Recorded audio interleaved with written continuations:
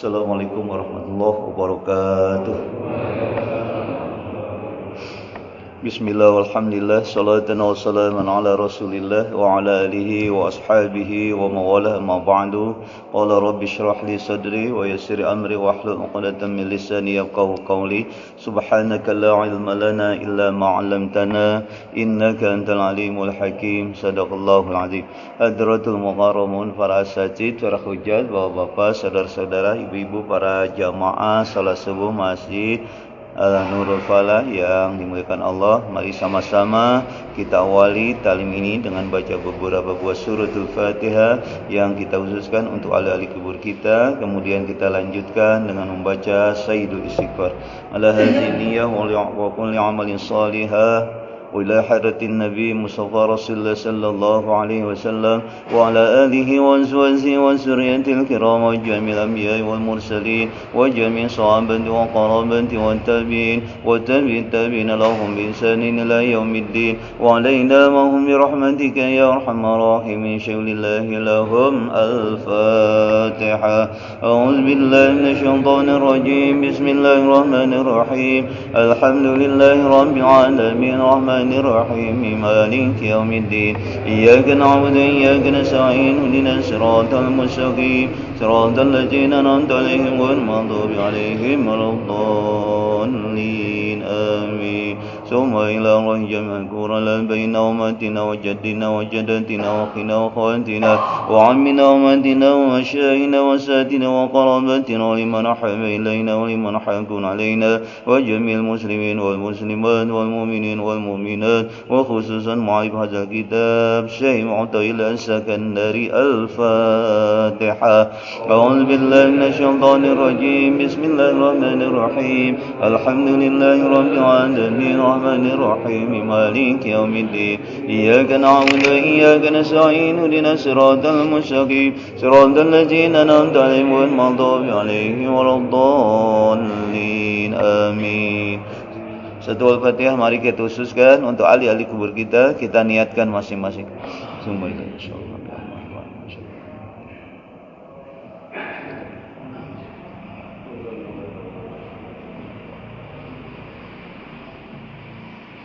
غفر الله ذنوبهم ونور قبورهم وضرهم شغل الله لهم. الفاتحة. أعوذ بالله من الشيطان الرجيم. بسم الله الرحمن الرحيم. الحمد لله رب العالمين الرحمن الرحيم مالك يوم الدين. إياك نعبد وإياك نستعين اهدنا الصراط المستقيم صراط الذين أنعمت عليهم غير المغضوب عليهم ولا الضالين آمين. بسم الله الرحمن الرحيم.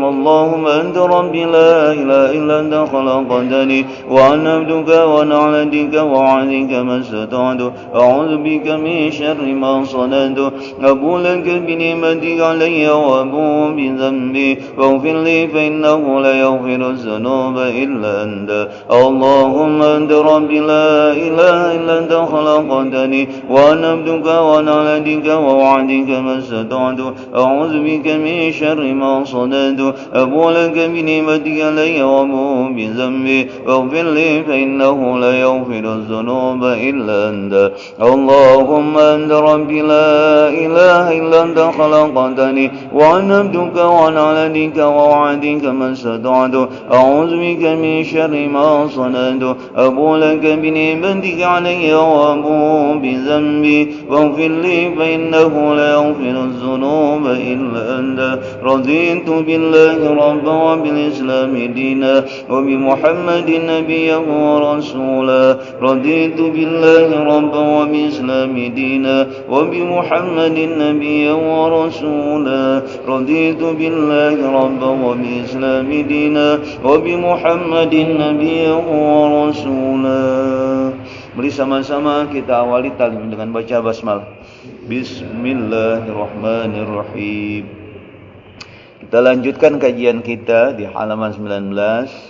Bismillahirrahmanirrahim. Man uzina lahu fi ta'biri uhimas fi masami'il khalqi ibaratuhu wa jaliyat ilaihim isyaratuhu.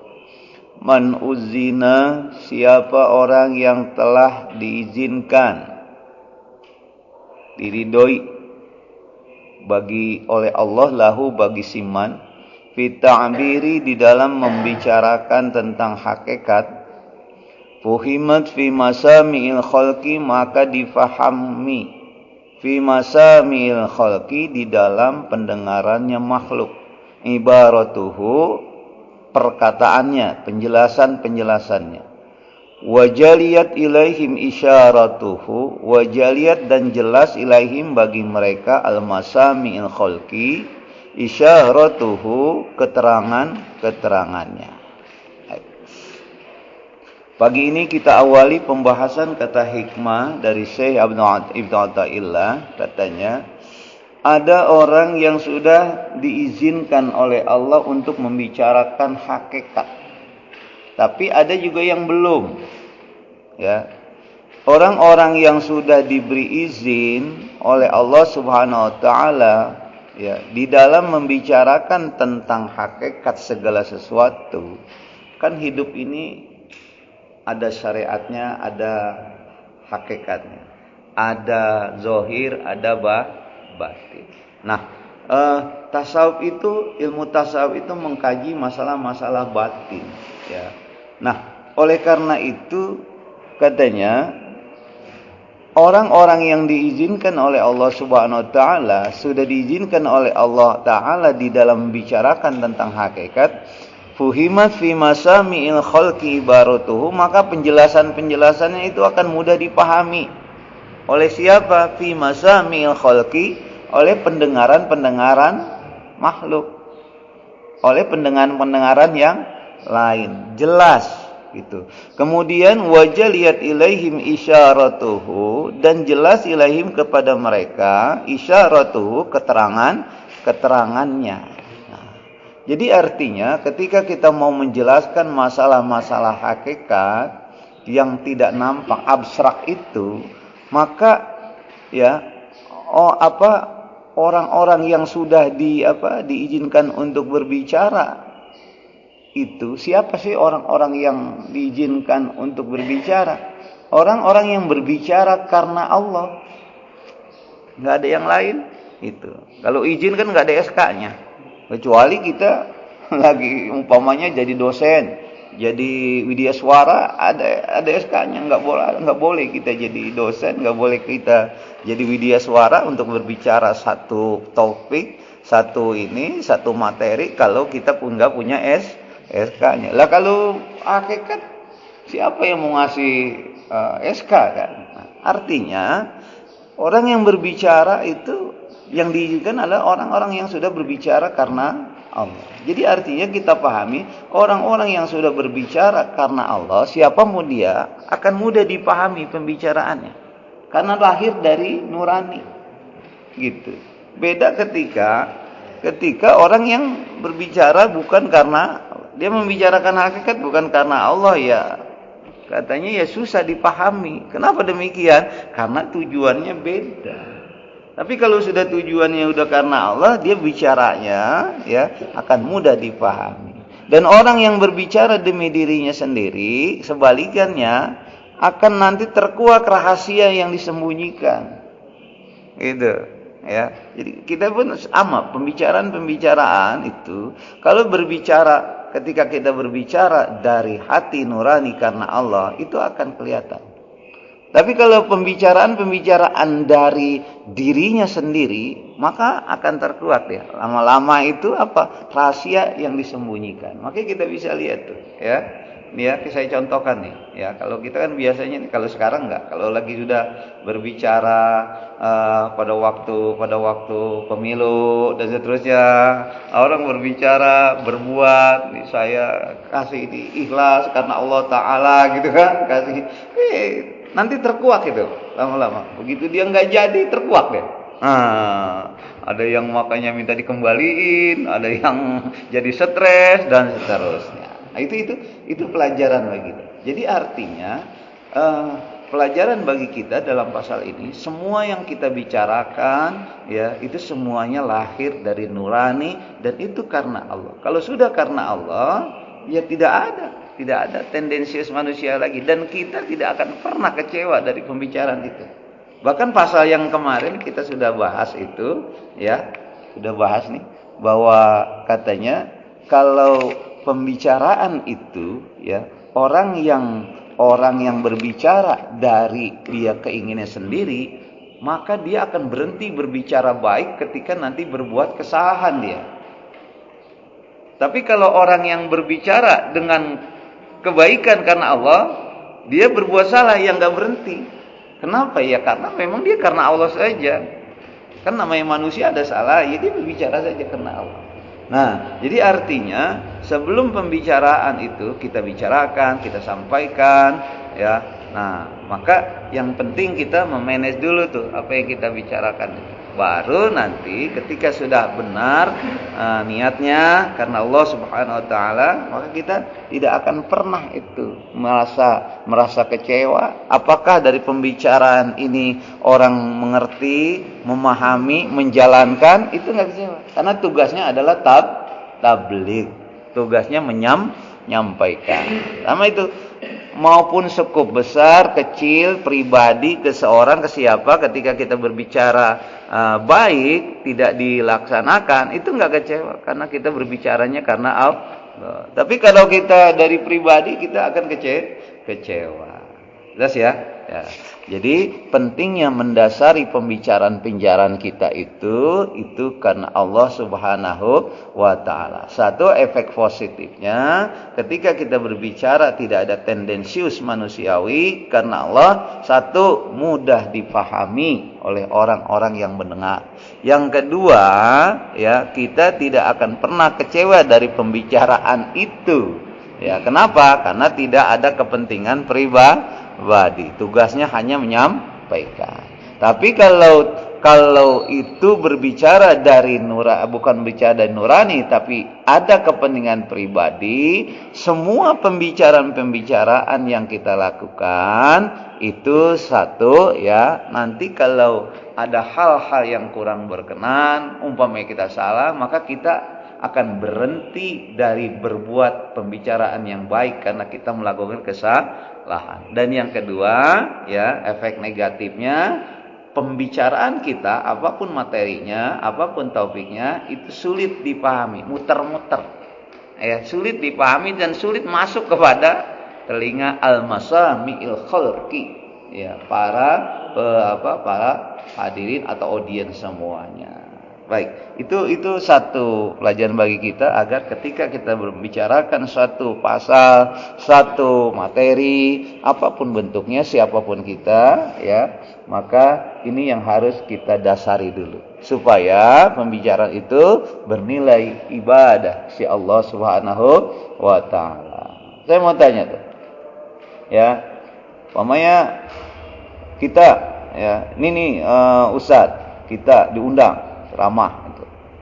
Atau apa aja pembicaranya, biasa-biasanya gitu. Ya. Beda kalau orang berbicara itu karena Allah, Pak. Dia lepas saja itu. Tapi kalau orang yang berbicara sudah umpamanya ketika dia diundang maulid, kemudian apa aja acara-acara besar Islam, dari awal sudah berapa saya mau dibayar. Beda enggak? Beda, Pak, nanti. Hasilnya itu beda.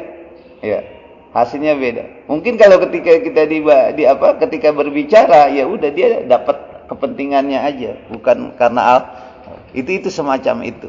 Jadi yang diinginkan adalah kita bicaralah dari karena Allah, semuanya sampaikan apa yang perlu disampaikan, ya, maka nanti akan terlihat hasilnya. Gitu. Ya, tapi kalau dari awal seperti sekarang kan sudah begitu, ya. Kalau di ustaz yang hebat-hebat itu pakai manajemen, Pak. Pakai manajemen dia. Kalau pakai manajemen itu kalau dianya barangkali enggak, tapi manajemennya mungkin gitu.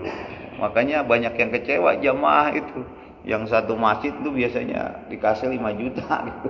Yang satu masjid 10 juta, dia pergi ke sono, Pak. Kenapa? Karena motivasinya berbeda. Nah, gitu. Itu yang banyak terjadi. Tapi dalam prakteknya untuk kalangan kita, apapun intinya pembicaraan kita itu semua keluar dari karena Allah motivasinya. Jangan karena tendensius manusiawi. Nanti kita sulit pembicaraan kita diterima, dan satu lagi kita akan kecewa dari apa? Kenapa? Karena nggak ada hasil yang kita dapatkan di sisi Allah dari pembicaraan kita ataupun apa yang kita lakukan. Tuh. Kemudian pasal berikutnya, Bismillahirrahmanirrahim. Rubbama barozatil haqaiqu maksufatal anwari iza lam yu'zan laka fiha bil izhari. Rubbama bisa jadi terkadang barozatil haqaiqu ucapan-ucapan tentang hakikat maksufatal anwari itu meredup cahayanya. Iza lam yu'zan laka, apabila tidak diizinkan laka bagimu fiha di dalam membicarakan hakikat bil izhari untuk menampakkannya. Nah, ini efek-efek negatif masih ada kaitan dengan pasal yang tadi. Jadi artinya kata Syekh Natrillah bahwa bisa terjadi nanti kalau pembicaraan ucapan-ucapan tentang hakikat itu maksufatul anwari meredup cahayanya, enggak semakin terang cahayanya. Kan kita menginginkan pembicaraan hakikat yang kita sampaikan ini, yang kita terus kaji ini, itu bisa memberikan memberikan lebih cahaya itu pada diri kita itu, pada hati kita itu akan terus bersinar, ya kan? Sehingga sampai kita kepada ma'rifat, kan gitu ya. Nah, itu yang kita inginkan nih, goalnya, tujuannya itu adalah bahwa kita membicarakan masalah-masalah tentang hakikat ini,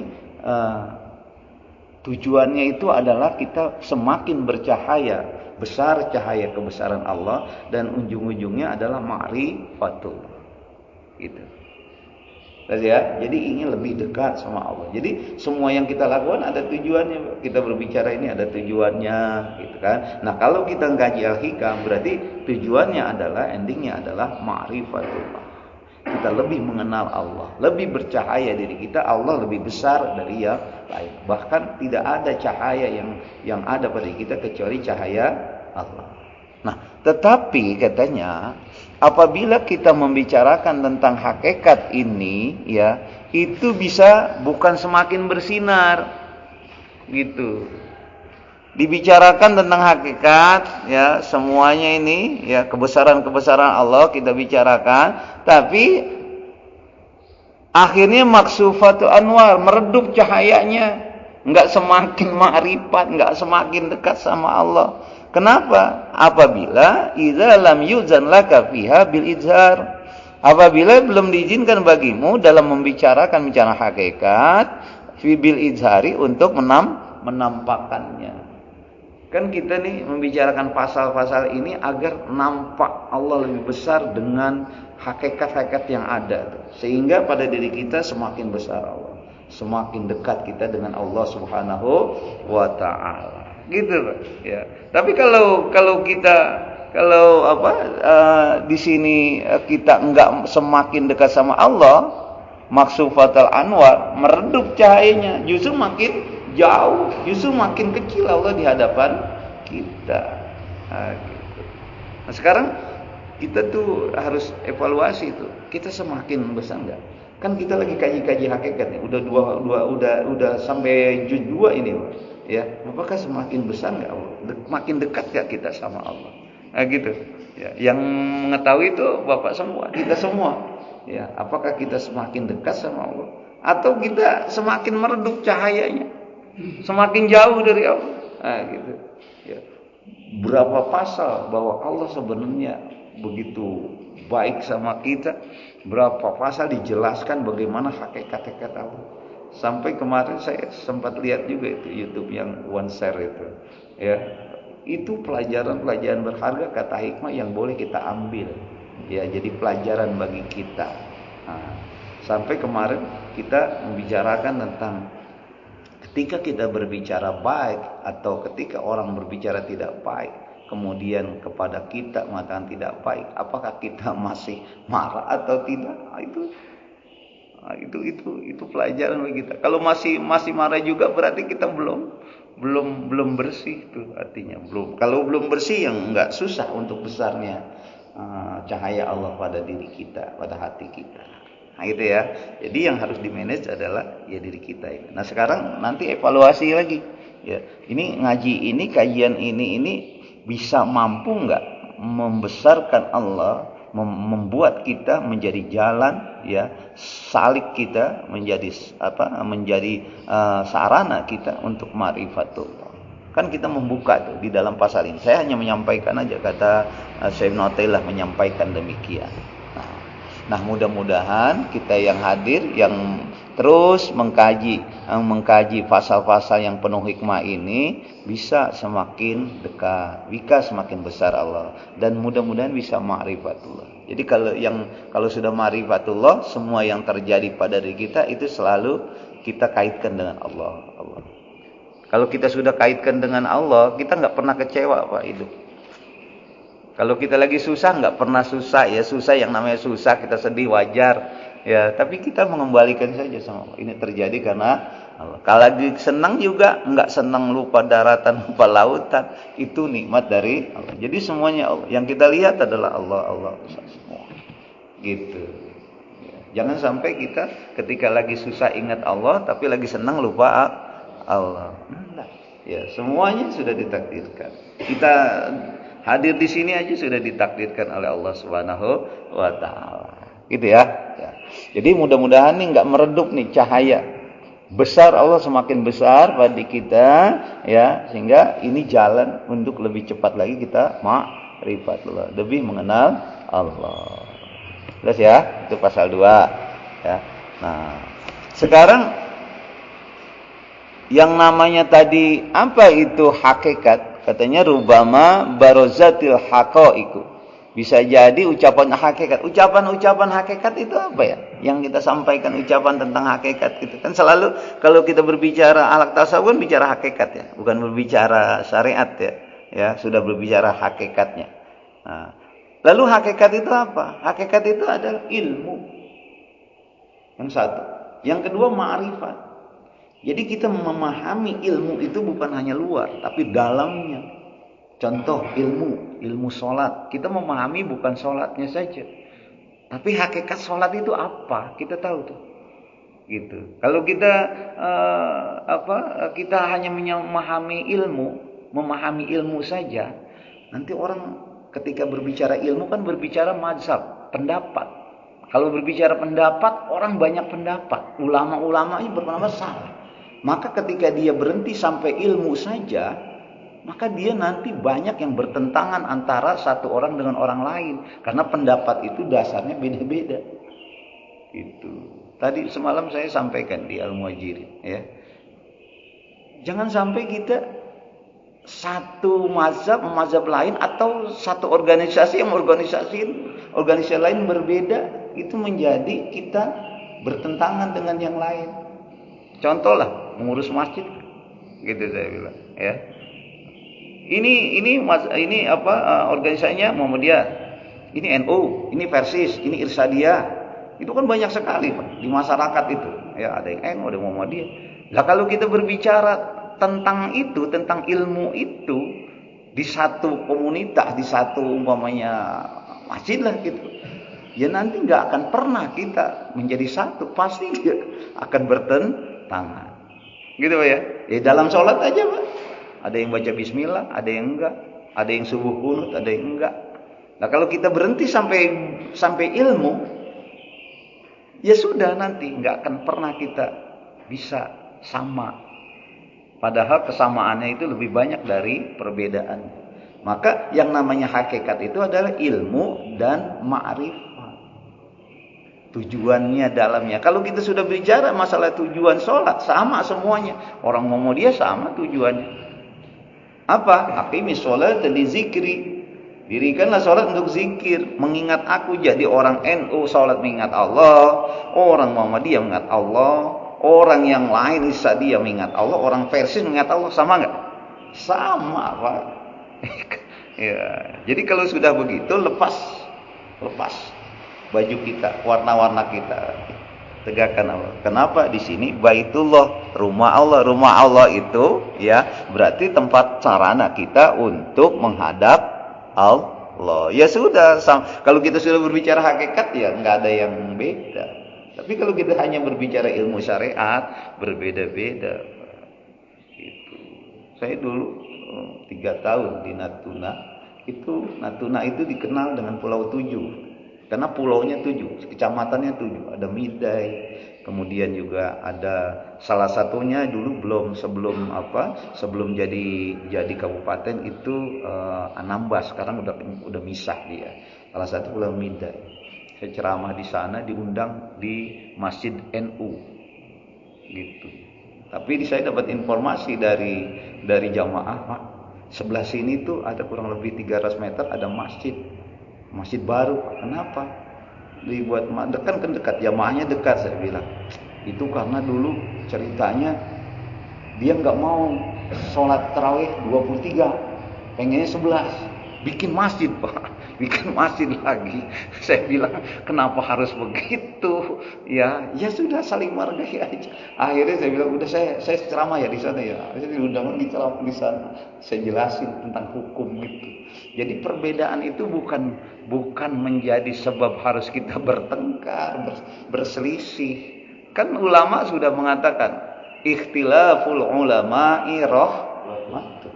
Perbedaan para ulama pendapat itu harusnya jadi rahmat. Lah kalau begini bukan jadi rahmat. Ya, Imam Syafi'i, Imam Ahmad bin Hanbal, Imam Malik itu berbeda-beda pendapatnya, disesuaikan dengan kondisi dia, keilmuannya, situasi kondisi beda, Pak. Di Arab Imam Malik, kemudian Imam Syafi'i di Irak, ya beda-beda. Abu Hanifah beda pemikirannya. Kenapa? Karena dipengaruhi oleh situasi dan kondisinya. Sekarang kita Islam, Pak, di Indonesia, Brunei, Malaysia, di Arab Saudi sekalipun beda, Pak. Jangan tahlilan di Saudi. Bahaya, kita nggak boleh di sana tahlilan, bahkan baca bismillah aja harus sir. Nah, itu karena mazhab Imam Malik di sana. Imam Malik kan lahir di sana, mau gimana? Ya nggak apa-apa gitu. Apalagi baca kunut, nggak boleh. Nah, gitu. Jadi itu nggak ada masalah ya, perbedaan pendapat. Tapi makanya kalau kita sudah berhenti sampai ilmu, ya udah banyak pertentangan itu. Karena yang namanya pendapat manusia, jangankan 2 orang, 1 orang aja, Imam Syafi'i, Pak, 1 orang. Beliau lahir di Irak, pendapatnya dengan sholat beda ketika beliau sudah ada di Mesir, meninggalnya di Mesir. Hanya meletakkan tangan aja Imam Syafi'i berbeda. Dulu meletakkan tangan di dalam fikih Syafi'i ketika beliau masih di Irak itu di sini, Pak. Tuh. Iya, di atas pusat. Tapi setelah pindah dia hijrah pada akhirnya pas sudah mau meninggal dunia itu pindah ke Mesir begini. Di atas, Pak. Ini Imam Syafi'i pendapatnya. Ini baru meletak, Pak. Belum bacaannya. Belum yang lain. Sama baca bismillah juga. Kalau menurut Imam Syafi'i, Pak, kita nggak boleh berhenti karena 7 ayat itu saya sampaikan ya. 7 ayat itu Al-Fatihah itu dari Bismillahirrahmanirrahim. Alhamdulillahirabbil alamin, Arrahmanirrahim, Maliki yaumiddin, Iyyaka na'budu wa iyyaka nasta'in, Ihdinas siratal mustaqim, siratal ladzina an'amta 'alaihim ghairil maghdubi 'alaihim waladdallin. Amin. Itu 7 ayat menurut Imam Syafi'i. Jadi awalnya dari bismillah. Tapi kalau dari imam lain, Ahmad bin Hanbal, Imam Malik enggak. Al-Fatihah itu dari Alhamdulillahirabbil alamin, Arrahmanirrahim, Maliki yaumiddin, Iyyaka na'budu wa iyyaka nasta'in, Ihdinas siratal mustaqim, siratal ladzina an'amta 'alaihim. Satu ayat, ghairil maghdubi 'alaihim waladdallin. 7 ayat di situ. Makanya di sana bismillahnya sir. Bismillahirrahmanirrahim. Alhamdulillahirabbil alamin gitu. Aja ya. Kenapa? Karena dia tidak menganggap bahwa itu bacaan Bismillah itu bacaannya bagian dari surat Al-Fatihah. Boleh nggak berpendapat? Ya boleh. Yang penting baca Al-Fatihah. Kan gitu. Ya kan disuruh baca Al-Fatihah yang jadi rukun. Fatihah itu dari mana? Ya silakan berpendapat beda-beda. Apakah kita yang mengatakan bahwa itu, Pak, yang benar itu Bismillah dari Bismillah? bukan dari alhamdulillah. Itu kata kita. Tapi kalau kata mazhab lain, enggak. Bismillah itu dalam Al-Quran semua surat kecuali surat Al-Baqarah itu semua pakai bismillah, menandakan bahwa bismillah itu bukan dari bagian surat Al-Fatihah. Itu pendapatnya. Tapi kalau Imam Syafi'i yang enggak. Iya, bismillah dulu. Gitu. Makanya kita tuh kan mazhab Syafi'i ini bismillah. Tapi kalau ada orang yang enggak bismillah, biarin, jangan kita mufaroqah. Dia pasti baca bismillah tapi sir. Nah, gitu. Ini enggak bismillah, sir, awamnya mufaroqah. Tapi kalau kita kan rata-rata di sini Imam Syafi'i ya, baca bismillahnya, zahir ya. Tapi kalau nanti kita di daerah lain, di tempat lain, ternyata Allahu Akbar, langsung Alhamdulillahirabbil alamin. Wah, langsung paroko kita. Ya jangan, begitu. Dia pakai bismillah tapi sir. Gitu ya. Nah, gitu. Dah. Udah, saya kembali kepada pasal ini bahwa katanya yang namanya hakikat itu ilmu dan ma'rifat. Jadi jangan berhenti sampai ilmu saja. Sampai kita ma'rifat. Ma'rifat itu apa? Memahami intinya, tujuannya, goalnya. Mengetahui itu. Kalau sholat, kita memahami ilmunya itu, rukunnya bagaimana, ya, kemudian syarat wajibnya gimana, semuanya kita pahami sehingga sholat kita sesuai dengan syariat. Nah, baru kita masuk hakikatnya itu. Ma'rifat itu apa? Mengetahui tujuan sholat.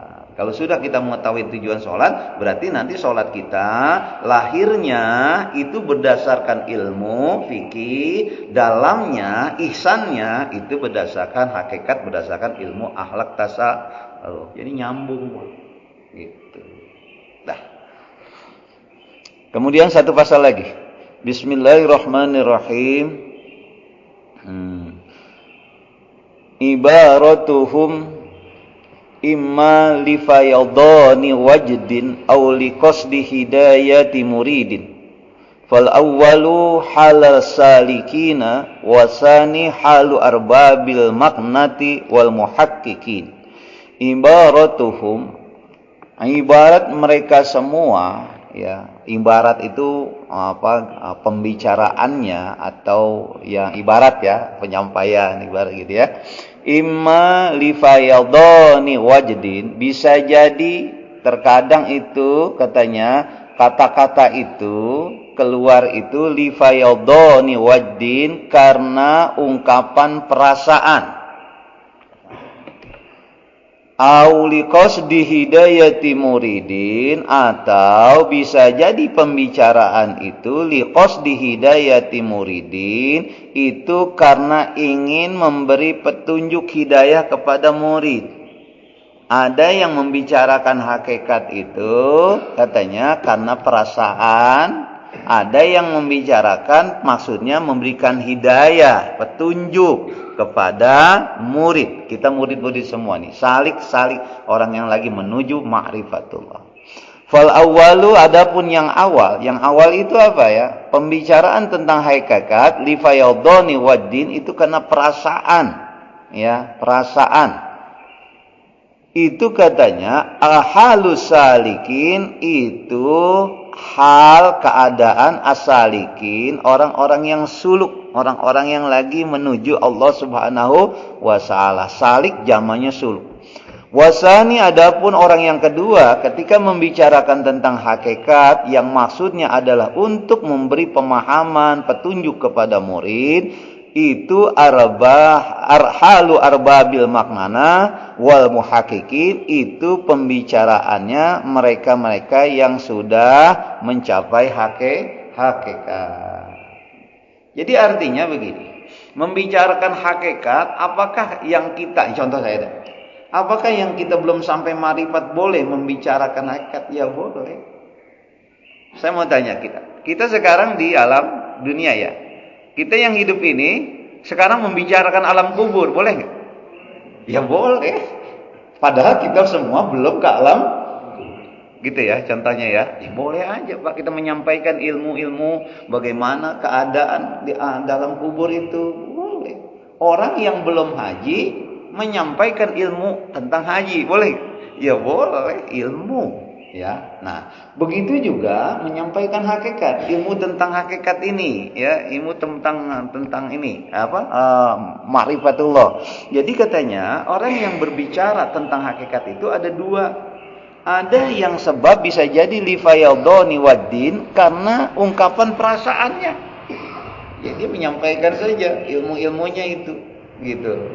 Ya, tapi ada juga yang maksudnya disampaikan hidayati muridin ini agar menjadi petunjuk bagi murid-murid, bagi salik kita semua yang lagi menuju Allah. Nah, fal awwalu halus salikin, yang pertama itu adalah keadaan, ya, itu kondisi orang-orang yang menuju salik. Berarti kondisi kita ini semua nih lagi salik menuju, saya, Bapak semua ingin lebih dekat lagi memanage diri kita agar lebih dekat lagi kepada Allah, bahkan agar kita bisa mampu ma'rifat. Wasani halu arbabil maknat wal muhaqqiqin. Adapun yang kedua itu kondisinya kondisi arbabil makna. Kondisi arbabil makna itu wal muhaqqiqin, yaitu mereka orang-orang yang sudah mencapai hakikat. Ada orang-orang yang sudah mencapai hakikat, Pak, pembicaraannya. Kalau di sini kalau berbicara tentang orang-orang hakikat tuh banyak. Di Bogor itu ada imam di sana itu luar biasa, Pak. Dia ribuan orang, Pak, berbicara. Ini kalau pengajian malam, saya pernah diajak oleh Kiai dulu, yang Kiai ini yang ngaji kita, yang kakaknya Misbah, almarhum. Saya pernah diajak di sana, di Bogor itu, di daerah ini, Pak. Kalau Bapak mau dekat Katulampa itu sebelumnya ada daerah apa itu. Ini Kiai nggak mau dia pakai mikrofon. Siapa itu? Kenal ya, Bapak? Tahu nggak? Ada yang tahu nggak? Dia tapi itu masa itunya jamaahnya ribuan, nggak pakai deh. Tapi suaranya terdengar. Luar biasa. Saya pernah diajak ke sana. Almarhum. Tanah Baru. Ya, Tanah Baru. Luar biasa itu hakikat. Dan kita juga banyak nanti melihat orang-orang yang sudah hakikat tuh bukan hanya di sana. Ya, banyak sekali.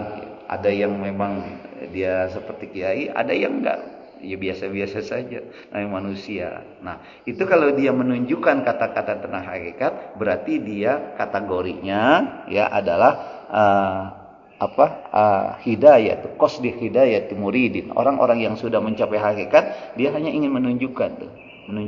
Kadang-kadang dia nggak pakai bahasa Arab kata-katanya, Pak. Nggak pakai bahasa-bahasa yang ada di kitab. Cukup saja dia berbicara keadaan gitu, hakikat keadaan. Jadi ilmu itu kita bisa dekati orang-orang yang demikian. Ya, biasanya orang yang demikian itu dia berbicara itu ya kita simple, mudah dipahami dan kita bisa masuk kata-katanya itu. Nah, itu ya. Jadi orang-orang yang berbicara tentang hakikat itu bisa jadi katanya karena lifaya diwadin, karena mengungkapkan keilmuan, perasaan dia, keberasaan ilmu dia, tapi bisa jadi memberikan hidayah, contoh ya. Bisa jadi. Nah, ini adalah kondisi orang yang sudah mencapai ma'rifatullah. Untuk jalan menuju kita ma'rifatullah banyak jalan, Pak. Ada orang yang ma'rifat sama Allah, dia memperbanyak sholatnya. Ma'rifat. Ada orang yang dekat sampai kepada Allah ma'rifat, dia dengan baca Al-Quran. Ada yang dengan zikir. Yang banyak-banyak itu, Pak, organisasi itu, ya, itu dengan zikir, 1000 dia berzikir. Cara dia untuk dekat dengan Allah dengan zikir. Makanya orang-orang yang masuk dalam itu organisasi apa disebutnya? Organisasi ini, Pak, tarekat. Ya. Nah, orang Naqsabandiyah, Sadiliyah dan seterusnya, itu banyaknya zikir. Melalui zikir didekat sama Allah. Nah, ada juga kita sampai kepada Allah melalui sedekah orang. Banyak cara Allah memberikan kepada kita agar kita lebih sampai kepada Allah. Bukan hanya dengan zikir saja. Ya. Tapi kalau di tarekat-tarekat rata-rata itu melalui zikir. Makanya zikir dia itu ribuan itu. Kalau udah zikir itu berjam-jam, Pak. Ya, ada yang masuk nggak di sini? Pernah ya? Kalau Bapak pernah ke itu Suralaya itu, di situ di Omojin banyak yang pernah dari sana gitu ya. Zikirnya banyak. Suralaya itu Abah Anom. Jadi melalui zikir. Jadi karena melalui zikir la ilaha illallah tadi baca kalimat-kalimat thayyibah itu dia lebih sampai kepada Allah. Bisa jadi ketika dia zikir udah lupa apa-apa, enggak ingat apa-apa, dia dekat sama Allah. Tapi orang ma'rifat sama Allah banyak cara. Bisa jadi dengan dia lebih banyak amal-amal sunnah yang lain. Itu bisa. Ya. Baik. Kenapa? Karena hidayah itu Allahumma yahdi may yasha, sesungguhnya Allah memberikan hidayah itu kepada orang-orang yang dikehendaki dengan cara-cara yang dikehendakinya. Ya, tidak seperti kita. Bisa jadi kita menemukan Allah itu bukan di dalam sholat, tapi kita menemukan Allah itu ketika kita lagi di luar. Nah, gitu. Gitu ya. Selamat kita selalu berselancar dalam dunia spiritual. Ya, silakan kita mengembangkan diri kita apa yang kira-kira lebih mendekatkan diri kita kepada Allah Subhanahu wa taala. Wallahu a'lam bishawab. 3 pasal sudah saya jelaskan, enggak usah banyak-banyak ya, 3 pasal saja. Saya buka pertanyaan. Silakan daripada jemaah kalau ada yang tanyakan saya persilakan. Ya. Kita di dalam pasal 1 diterangkan kan masalah berdakwah dengan manajemen. Iya. Misalnya masjid antar 5 juta, masjid B kita 10 juta. Contoh ya, hanya contoh tadi. Berarti pendakwa-pendakwa ini tidak melihat firman Allah di dalam surat Sad ayat 86 yang artinya katakanlah hai Muhammad, sesungguhnya aku tidak meminta imbalan sedikit pun kepadamu atas dakwaanmu. Berarti kan nol dia. Iya. Dan aku bukanlah seorang yang mengada-ada. Pertanyaannya, apakah ayat tersebut melarang seorang pendakwa yang fasik? Baik. Udah. Ya. Begini. Sebenarnya Allah tidak melarang. Makanya di dalam ayat mengatakan ayat apa ya? Saya lupa. Ayat kurang lebih ayat 77 surah Al-Qasas kalau enggak salah ya. Nanti lihat deh. Wabtaghi fima ataakallahu daral akhirah wa la tansa nasibaka minad dunya. Allah beri kita pelajaran bagaimana memanage kita waktu di dunia ini. Artinya begini, wabtaghi fima ataakallahu daral akhirah. Wabtaghi, carilah olehmu, perjuangkanlah olehmu, wabtaghi fima ataakallahu daral akhirah, dari apa-apa yang Allah karuniakan untuk kebahagiaan akhiratmu. Tapi wala tansa nasibaka minad dunya, tapi jangan kamu melupakan urusan dunia. Jadi Allah di ayat ini menggambarkan bagi kita, memberikan pelajaran bagi kita, atau mewasiatkan bahwa cari karunia Allah. Ya, cari akhirat. Kalau kita ingin bahagia akhirat, ya cari akhirat itu. Tapi jangan lupa juga kebahagiaan dunia kita pikirkan. Cuma dari ayat ini yang diperintahkan wabtaghi fima ataakallah bukan darah dunia. Padahal sekarang kita hidupnya seharusnya dunia akhirat. Kan gitu ya? Seharusnya perintah Allah itu cari karunia engkau di dunia, sekarang di dunia kan? Dan jangan lupa di akhirat. Tapi Allah enggak. Kata-katanya itu cari karuniaku, kebahagiaanmu untuk dunia akhirat. Tapi jangan melupakan dunia. Artinya dari sini dipahami bahwa akhirat itu harus didahulukan, Pak. Ya, daripada dunia satu. Nah, sekarang boleh nggak kita umpamanya seperti yang Pak Im tanyakan itu. Kalau niatnya itu dari awal dia membicarakan atau berceramalah gitu dengan tujuan itu, nggak boleh. Kenapa nggak boleh? Karena dia nggak akan dapat apa-apa. Dia hanya dapat dari itu saja, dunia saja. Akhiratnya dia nggak dapat. Tapi kalau dia berbicaranya karena Allah, maka dia akan dapat dunianya. Ikhlas saja karena Allah. Berkahnya muncul itu. Nggak ada penceramah yang setelah berceramah nggak dikasih amplop. Betul, Pak? Dikasih. Mau diterima mau tidak itu urusan kita. Tapi tetap orang perhatikan. Itu berkahnya. Ya. Akhiratnya dia dapat. Kemudian dunianya juga dia dapat. Makanya ada prinsip hidup. Tanamlah padi. Rumput akan tumbuh. Jangan tanam rumput. Padi nggak akan tumbuh. Gitu. Ya. Nah, sama seperti ini. Kita juga ketika membicarakan seperti banyak ya kita jangan. Kalau sudah motivasinya uang, apalagi dengan umpamanya berapa seperti saya, itu kategorinya kepada ayat yang lain. Allah itu larang pada kita dalam ayat lain menyatakan bahwa janganlah engkau tukar akhirat itu, agama itu dengan nilai yang sedikit, itu dunia. Apa itu ayatnya? Di masih surat Al-Baqarah, masih di bawah itu. Saya lupa tuh ayatnya. Jadi ada larangan Allah untuk kita jangan menjual agama itu dengan samanan qalila. Ayatnya itu ada yang akhirnya samanan qalila. Wala tashtaru bi ayatillahi samanan qalila. La tashtaru, kalimat an-nahi al-asl fil al-nahi al-harab. Harab hukumnya adalah kita menjual belikan ayat-ayat Allah dengan harga sedikit. Harga sedikit itu apa? Bukan tawar-menawar, bukan dunia. Ya. Samanan qalila itu dunia. Ya. Itu ada larangan yang begitu. Jadi tergantung motivasinya, Pak. Kalau dari awal motivasinya itu karena memang dia samanan qalila dengan dunia, maka dia enggak dapat apa-apa ya. Tapi kalau dia niatnya ikhlas membicarakan, tuh, Pak, pernah nggak ngundang Adi Hidayat, Abdul Somad? Saya di atas itu berapa kali. Bahkan kemarin yang terakhir itu Menteri Agama, beliau kan ahli tasawuf gitu, Nazaruddin Umar. Saya undang Adi Hidayat, kemudian Nazaruddin Umar, kita ceramah di sana, ya di atas. Itu nggak mau, Pak. Selevel dia enggak. Kita kasih aja, kasih berapa ya? Berapa aja kita kasih, dia terima terus. Enggak pakai dia. Itu pengalaman saya. Karena saya di sono takmir masjid juga, masjid di atas. Gitu. Jadi kita karena beberapa bulan sekali kita undang orang-orang yang ini supaya memberikan motivasi, ya.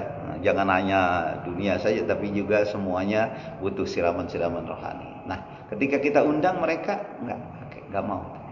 Yang gitu. Jadi silakan dikasih tapi diterima. Gitu. Tapi kan kita juga ngerti coba, levelnya nasional masa kita mau kasih 100 200 jauh-jauh pakai pesawat. Nah, itu juga kita sudah mengerti, ya. Jadi demikian, Pak. Sebagusnya demikian. Makanya kiai-kiai kita itu kalau ngaji itu, Pak, kayak dulu ya, perhatikan kayak kita. Enggak pernah, Pak, ngaji aja. Tapi kalau dikasih dia itu berkahnya, Pak. Enggak apa-apa kasih. Ya wajar lah sudah ya. Wajar kita kasih kiai-kiai kita. Nah, demikian. Itu supaya apa? Supaya ada take and give-nya. Karena kalau kiai-kiai dulu kan luar biasa itu. Ikhlasnya dalam menginikan Allah itu. Ya mudah-mudahan kita mengikuti semua yang ikuti. Ikhlas saja. Ya. Jadi artinya kalau memang demikian itu sama. Masuk kepada kategori itu. Enggak bisa. Ya, enggak bisa, Pak. Kalau agama itu ya sudah, agama saja. Nanti keberkahan agama itu lebih banyak daripada apa yang ditargetkan. Biasanya begitu, Pak. Berkah, Pak. Kan yang diinginkan dalam hidup itu berkah. Keberkahan. Banyak kalau nggak berkah, benar. Sedikit kalau berkah, alhamdulillah. Apalagi banyak berkah. Gitu ya. Jadi Pak Im demikian. Jadi motivasi kita itu. Semua apa yang kita lakukan sama, Pak. Bukan hanya contoh. Ini hanya contoh soal. Apa yang kita lakukan itu semuanya udah karena Allah saja. Bukan karena berapa. Beda ketika kita usaha kan, ada deal-dealan dan seterusnya kan. Ada tentunya ada apanya, ada batasan-batasannya, ada SOP-nya sekian-sekian gitu. Gitu. Kalau saya ngajar di atas itu pakai jam pelajaran JPL namanya, Pak. Pakai JPL, jam pelajaran itu. 1 jam pelajaran 45 menit. 1 jam pelajaran 40 menit berapa kali berapa gitu. Kenapa? Ya karena memang tugas kita. Ngajar gitu. Itu kan tugas. Ya, tapi kalau kita lagi begini ya bukan buat cari uang. Ya udah cukup cari uang gitu ya. Saya rasa gitu ya. Niatnya, yang penting niat kita. Kalau niatnya kita ikhlas, insya Allah kalau kita kejar akhirat, dunia akan dapat, akan ikut kita. Bapak nggak usah cari dunia, Pak. Nanti dunia ini ikut. Dia ngikutin kita itu, cari kita itu.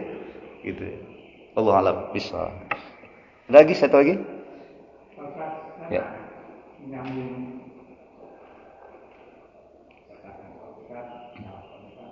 Bahwa kita itu yang terkait adalah mengenal Allah.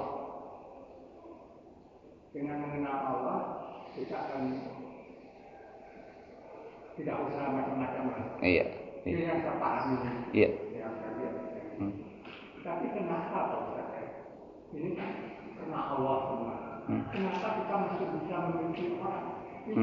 Iya. Jangan Allah kita orang nggak sholat, Allah nggak benci. Iya. Ya, udah. Kenapa kita umat ini Iya. bisa membenci orang? Betul. Karena Allah nggak benci. Orang berbuat jahat, ya biarin. Iya. Cuma siapa tahu nanti dia bisa kembali mengenal Iya. kepada Allah itu sendiri. Cuma kita kan belum memahami bagaimana kita supaya mengenal Allah kan kita belum pelajari kan. Masih nyari-nyari ayat-ayat yang mana. Iya. Baik. Begini. Orang yang sudah mengenal Allah tapi dia masih membenci, masih kecewa, masih sedih, masih apa, berarti belum mengenal Allah. Kalau Allah, Pak, kita ini, kata Allah nih, ya, Az-Zariyat 56. Ini bahasa saya dah, bahasa kedung jiwa dah. Bapak, Ibu, aku turunkan ya, aku jadikan di dunia ini. Tugasnya cuma satu. Ibadah aja. Masalah segala sesuatu, urusan rezeki, urusan apa, saya yang tanggung jawab. Itu bahasa Al-Quran Az-Zariyat 56 itu kalau saya bahasakan begitu. Ya. Oleh karena itu, Allah kan memberikan tugas kita untuk ibadah. Tugas kita hanya satu, Pak, ibadah aja. Masalah rezeki semuanya aku yang atur. Pokoknya nggak usah pikir-pikir macam-macam. Nah, seharusnya kan kita ibadah kan?